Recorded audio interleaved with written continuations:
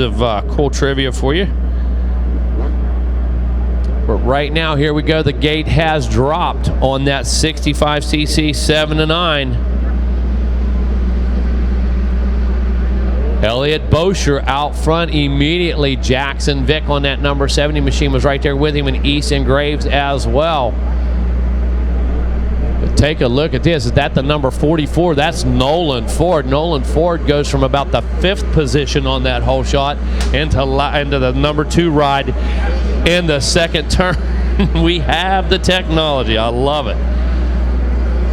Wow, look at that. I thought we set a new record. It was 6 wide is my record right now through the 10 Commandments. Thought we saw 7 wide there just a moment ago. Had a new record possibly.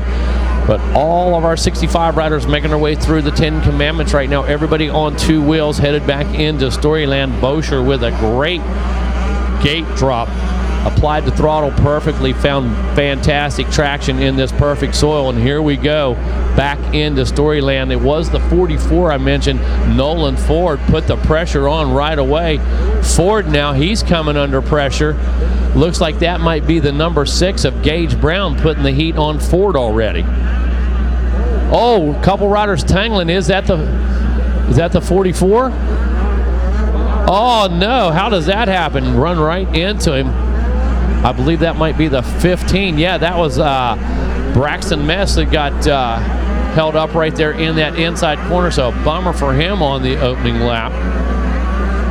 Megawatt, while we get this sorted out here on this opening lap, I've got one of our, essentials, I guess you could say, as far as making things happen here at Loretta Lynn's. And, of course, his name is Jamie Jenkins. He came in a couple weeks early. He helped get this place set up. He's going to be here a couple weeks later. He's going to be one of the last people to leave. And with that being said, that kind of takes him away from his family. But here's the wild thing about it. He's got 4 people in his family that have birthdays in this month that he spends here at Loretta Lynn's. Good morning, Jamie. And first and foremost, man, thanks for you and everybody on the crew's help. You've done an amazing job of helping produce this 40th anniversary running of the Monster Energy Amateur National Motocross Championship. So thank you.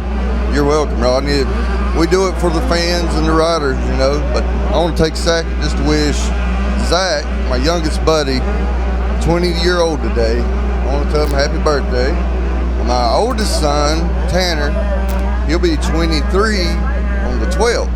Wow. My sister, Julie, she will be, I ain't gonna say her age, she might get mad when she's watching. But her birthday's the 14th. Wow. Then my heart's birthday is on the 15th. Your heart? Granddaughter. Yeah, I was gonna say, your heart must be the, she'll be 1 this year, right? She'll be 2. So you'll be 2, oh wow. 2 on the 15th, and I got Tanner and Zachary, he's 20. I come out here every year and I miss his birthday, so I want to do a little something special for him. Well, man, I tell you what, I hope that he's listening in, the whole family. If not, they can go back and listen to it. Jamie, you're an integral part of what takes place here. Again, thank you so very much, and I hope that you guys get to celebrate whenever you get home, man. Oh yeah, we'll be together sometime 1st of September, and we'll have fun. I'll do it all over again. Come out here for all of y'all. All right, Jamie Jenkins out of Mount Airy, North Carolina, the home of Andy Griffith. Whenever you think of Andy Griffith, I go over to Mount Airy. I go to see Jamie, and I go hang out in Mount Airy, and it's just like being back in the 1950s, almost over there, man.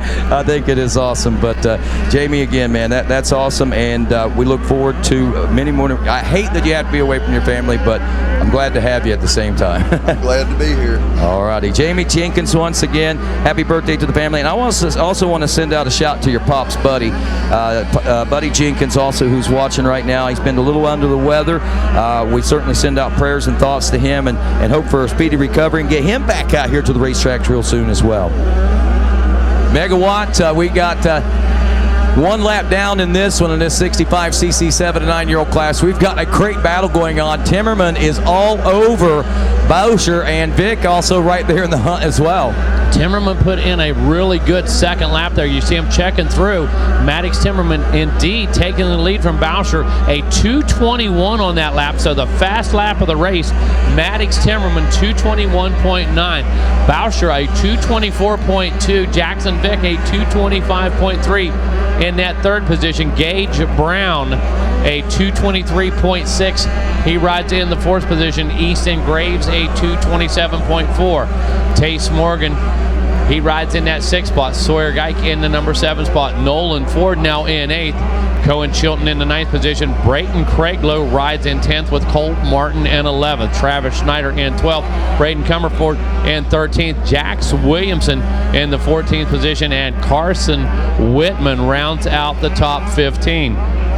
Taking a look at this battle up front. Timmerman starting to check out right now. The number 70 machine. Jackson Vick picking the pace up a good bit right now. He exits the 10 Commandments, works his way back into that section just before Storyland, and he's applying the heat. 53, Boucher still in that set. Whoa, big swap there. That was the number 50, Maddox Timmerman, on that Husqvarna. Got that thing cross-rutted, almost had the handlebars come out of his hands. Now Boucher has new life. He saw that. The number 53 machine wants to try to capitalize on the mistake of the number 50. Drag race down the Monster Mile, and here comes Boucher again. Makes a run at him, can't quite make it happen. Maddox Timmerman on that 50 machine, holding on to that number 1 ride. Boucher again comes around the outside, tries to keep the momentum up as they work their way down around the Polysport pond. It's still the Husqvarna, Maddox Timmerman. Boucher able to close back up on the rear fender after that slight mistake back in Storyland. Both riders far to the outside, trying to keep it as smooth as possible. After 3, Maddox Timmerman still out front, turns a 2:22 this time around. Elliott Boucher a 2:21.9, slightly quicker. Fastest lap of the race though, a 2:21.5, put down by Timmerman on lap number 2. Checking in the third position, Gage Brown. Gage Brown looking at a possible 6.63 right now for a third overall. Jackson Vick, who rides 4th on the track, also stands 4th in the overall with the current standing of a 12.34. Oh no, the 50, Maddox Timmerman stalls that thing down there by the mechanics area, has to light it back up. You know that let Boucher absolutely run away on that number 53 machine.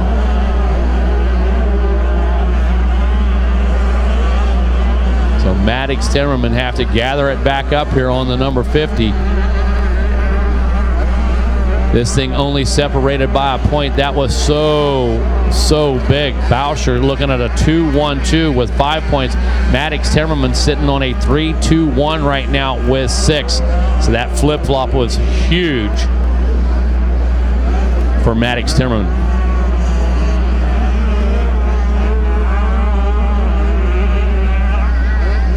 Just under 12 minutes on the race clock now. Leaders coming back out of the waterworks. Here we go again. Gage Brown now. Oh no, Gage Brown putting a great move on. Fantastic. Can he get the drive? Timmerman able to hold him off on the number 50 machine, but Gage Brown. Oh no, Timmerman goes down, and Gage Brown, both of them collide. Timmerman goes down as he worked his way up over that jump. He is underneath the Cobra. Dude, this is bad. They're stuck. There we go. We got some help now. This is absolutely catastrophic for these guys. Oh, the helmet actually come off of Timmerman. I have never seen a helmet Absolutely come off. not. He's okay, by the way. They're both up. Brown has already ridden away. Timmerman's off the side of the track walking. He was trapped under the bike, and his helmet actually came off. Yeah, I believe that it was strapped in that type of thing, but sure, I do not believe we'll be able to put him back on the course after that helmet coming off. Well, he's got to put it back on. Now, Yeah, maybe well, yeah, he but, was stuck under the bike. Is it potential that he actually tried to get himself unstuck by unstrapping his helmet and getting out of there? But I was going to say, my question is, did he slip out of the helmet on purpose? He might have. He might have unstrapped it just to get out from if the bike was on his head. Maybe he just thought he's taking off without his helmet. Yeah, they're inspecting the helmet. Yeah, they're inspecting the helmet right now, looking at that strap. Going to be curious to hear that story, Weege. I'd like to know what happened there. Absolutely. With this hanging over the back of the bike. Elliott Boucher, a real breakthrough here. What a game changer, though. What a game changer in that one. Holy cow. Yeah, those were his primary competitors. Tace Morgan, who had a title earlier this week, is now up to second. A couple of people texting me here saying, how does a helmet come off? I have never seen that in racing. We are looking to answer that question because you and I, all of our years, I have not seen a helmet removed during an accident. And again, I'm going to wonder, did he try to slip out of that helmet to get himself out from under the bike? Or did the helmet simply come off? If I had to guess, I'm going to say he unstrapped. He was trapped under the bike. Maybe the bike was on his head or on his helmet, and he's like, if I can get this helmet off, I'll just slide right out. So maybe he unstrapped it. We've seen, you and I have seen probably 10,000 crashes each. We have never seen a helmet come off. No, sir. Between the two of us, that's some stats, I will promise you. Right. So I don't think it's possible to accidentally have that happen. And the beauty of that was, though, that helmet was supporting the weight. If he did slide out, the helmet 100% did its job. Absolutely. They both got up and they were okay. So here we go, back through the monster mile. There comes the 53, Boucher. Still 8.5 minutes left in this one. A lot of time, Weege. Boucher, though, he's sitting on that 2-1-1 right now. Has to keep this thing on two wheels. Has to maintain his race. Has to let this thing play out. Has to let it develop. Let the clock wind down and not make any mistakes. Colt Martin, big benefactor in all of this. 4.45 is what he's sitting on right now. That puts him in an overall silver medal position. Gage Brown, we saw him engaged in some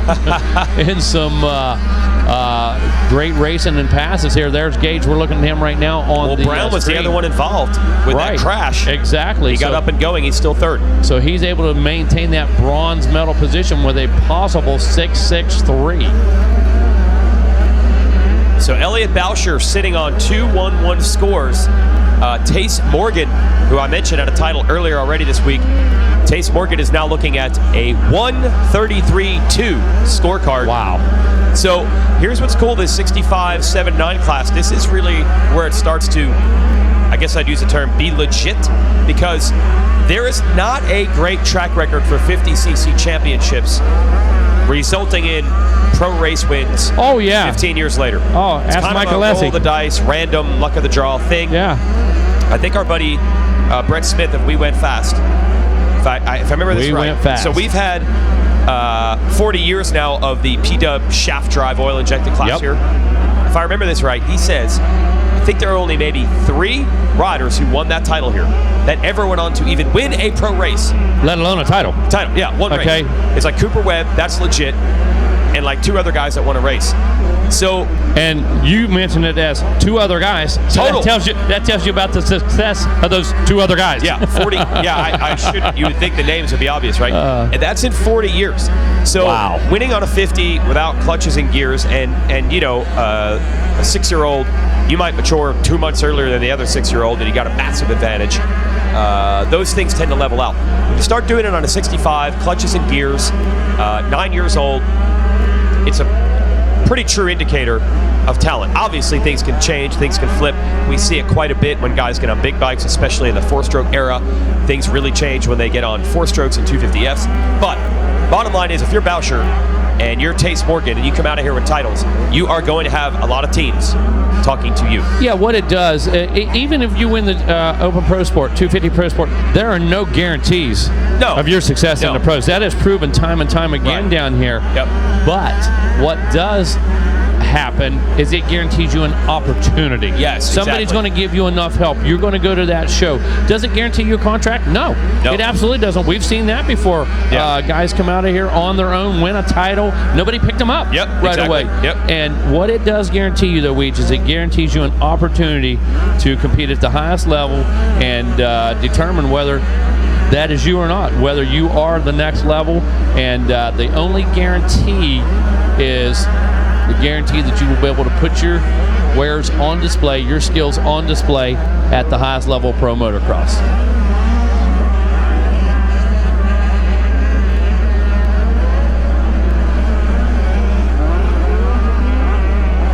That's all they're looking for at this level. You're just looking for that opportunity to take it to the next level. And it could be happening right now if you're Boucher showing some skills. Tace Morgan, Gage Brown riding well, has had a bunch of podiums this week, working on another one right here as you watch at number 6, able to escape from that pileup. Braxton Mez is 5th, Colt Martin is 4th. Travis Schneider 6th, Easton Graves 7th. Oh, and Gage Brown down again, another quick tip over. Looks like he's already back up and roosting on that thing. Oh, yeah, roosted the flagger on that one. Not intentional by any means, but had to get rolling again. And sure enough, the number 6, Gage Brown, got this thing back on 2 wheels. Here he comes through the 10 Commandments. 4.5 minutes left in this one, Weege.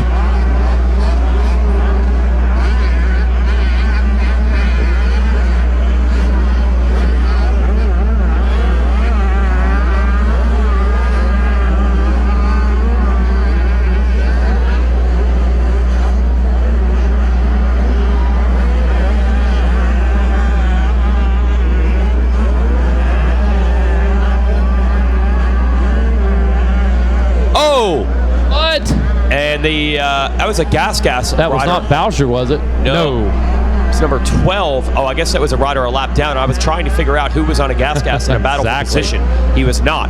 That was a number 12. A lot of tip overs, no injuries or anything like that in this moto. Pretty funny. I'm getting texts from my buddy Phil Nicoletti here. He's sending me. He's watching our show. Of course. And I'm like, Phil, watching a 65 class. How about that? And he's sending me photos of him when he raced this class. Oh, nice. In 1999. There's so many cool stories like that, especially the 2-strokes. These mini cycle classes really have not changed much. No.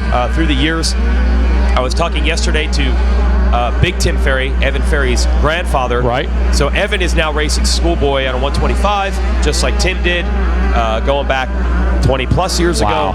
It's pretty interesting how some of these things come full circle. A lot of the current pros, or in Timmy's case, retired pros, are able to say, that's the exact same class that I'm watching now that I once raced in. Because these ages and the bikes have changed, but the class structure has not. Absolutely not. And that's what's cool, Weege. You know, you and I, especially myself, getting a little up in age, we get to watch this development and, you know, the regeneration, the full circle, as you mentioned. It has changed a little bit, though. I got to tell the story when the schoolboy class is racing. Right on. Tim Ferry's program versus Evan Ferry's program. I was there. Yeah, one is like Earth and one is like from another planet. You can't even compare the programs these days to then. Are you headed to the podium, or is Rodney down there? Okay. Oh, gotcha. Yeah. Yep. Okay. All right, so 2-lap card, I believe, was out last time around. Going to be picking up the white flag. Going to be one left in this one. Boucher goes down. The 53 falls over back there in the waterworks. Gets it back up quickly, though. Back underway, the number 53. Slight tip over there. Again, possible 2-1-1 for Elliott Boucher, trying to keep the thing on 2 wheels. Again, just had, like I said, a small tip over. Another one of our Cobra riders going down on the Monster Mile over there, getting his bike off the track.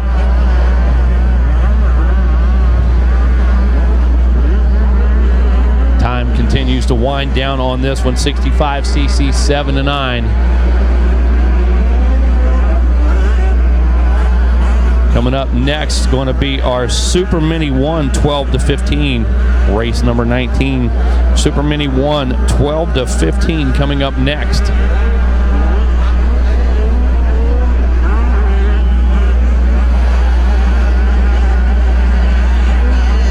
The last few corners here.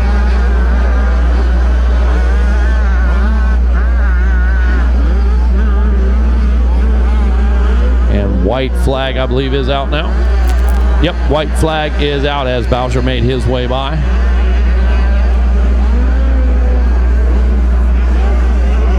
Tace Morgan rides in that second position right now on the number 80. He had a win here in Moto number 1. Unfortunately, a 33rd in that second moto. Currently riding in the number 2 spot, Gage Brown on the number 6 Cobra. Gage physically 3rd on the track, and he's also looking at a possible 3rd overall. Now he's been moved back by Braxton Mize. Braxton now moves his number 15 Husqvarna up into the possible 3rd overall position and 4th on the track. Colt Martin riding in 5th. That gives him a possible 2nd overall with a 4.45. Great ride by Colt Martin. Travis Schneider sitting in that number 6 spot. Schneider looking at 11.96 for 6th overall.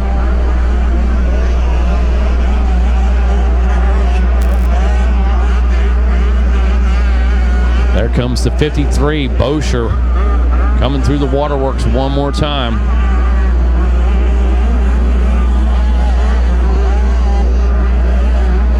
Down through that tree turn. Whoa, big wheelie out of that corner right there. Bosher got to keep that thing on 2 wheels. Has just about a half a lap to go. Rider down in the middle of the Monster Mile. Here comes Bosher for the final time. That left-hander up and over the peristyle.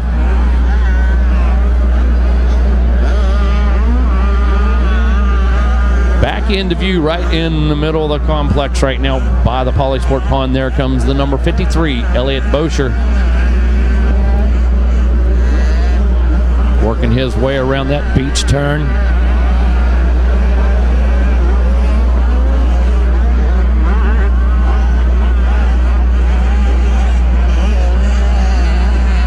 And checkered flag is out for the number 53 of Elliott Bosher. Great ride by Bosher, 2.11. Score of 4 points. The number 53 machine. Fist pump in the air. Checkered flag continues to fly. Should be Tace Morgan checking in as he works his way around the number 80 machine.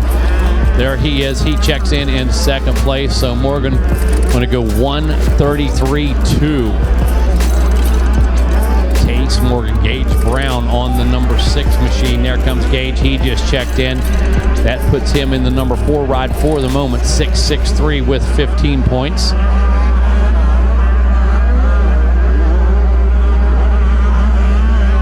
And look at that. The number, let's see, 15, Brandon Mess coming in 4th position, moves him up into bronze medal contention right now as riders continue to check in. So let's see if that 5.54 holds for Brandon Mess. He and Colt Martin only separated by 1 point right now. Gage Brown back in the number 4 overall position with 15 points. So 4 points for Bosher. Colt Martin looking at 13 points for the silver. Braxton Mess looking at 14 points for the bronze. Gage Brown sitting at 15 points in that 4th place overall. Going to get the podium set up down there. Going to have a lot to hear from these young 65cc riders. Going to be interesting to get the story on exactly how this one played out. But as you see, the number 53 up on the podium right now. Let's have it, Weege. Absolutely. Thank you, Matt Watson, Megawatt. We do indeed have a championship to crown. He does it the right way. Hold up the Stasic Whole Shot Award.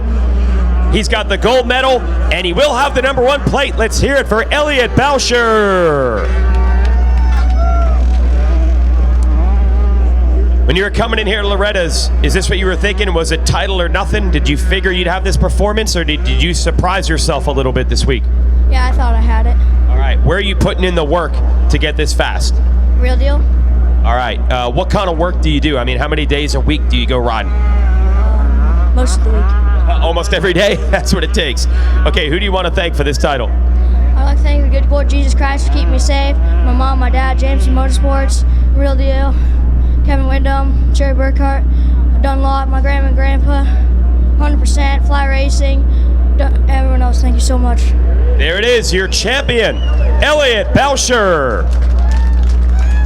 we're going to bring the American Motorcyclist Association #1 plate to the stage, and we will officially crown our 65 7-9 champ.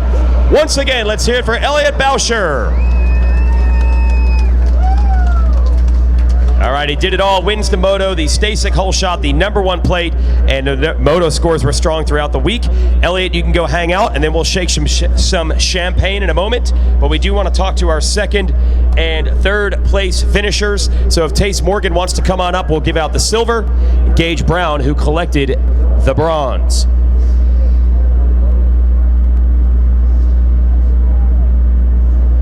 Let's talk to our second place finisher. This rider, no stranger to the podium this week. He'd come on out front. Let's hear it for Tace Morgan. How was that moto? Good. I came out like a 25th place start, and then my way up to second. All right. Who do you want to thank, Tace? My mom, dad, brother, my sister, Tyler Rattray, Let's Ride, Fly, RMX, Syndicate, Throttle Therapy, II Deconstruction, Factory Connection, and everybody else. Thanks so much. Tace Morgan, everyone. Second place. Good job, Tace. He had one bad moto in that class. Otherwise, he was really strong. And we'll bring our third place finisher up to give out the bronze. Yeah, these cowboy hats has become quite the thing for these little guys. Let's hear it for Gage Brown. First of all, Gage, we saw a crazy pileup in the back. You and another rider. What the heck happened there? Maddox Timmerman Superman on that jump. As soon as he landed, he fell. And then I was right behind him, and I ran like his neck over. And then he was stuck under my bike, and I was stuck under his bike. And then the medics came and helped. Yeah, and he got up too. He's okay, and obviously you rode well. How was your moto besides that? It was pretty good. I made a couple mistakes and slid out. Yep, still brought it up here to the podium. Who do you want to thank, Gage? Mom and Dad, Bees Moto Lab, JM Racing, sister, Cobra, Garnet, 100%, Liat, Taylor, Tap Towels, everybody else I forgot. Thank you. Let's hear it for Gage Brown, third place in 65 7-9.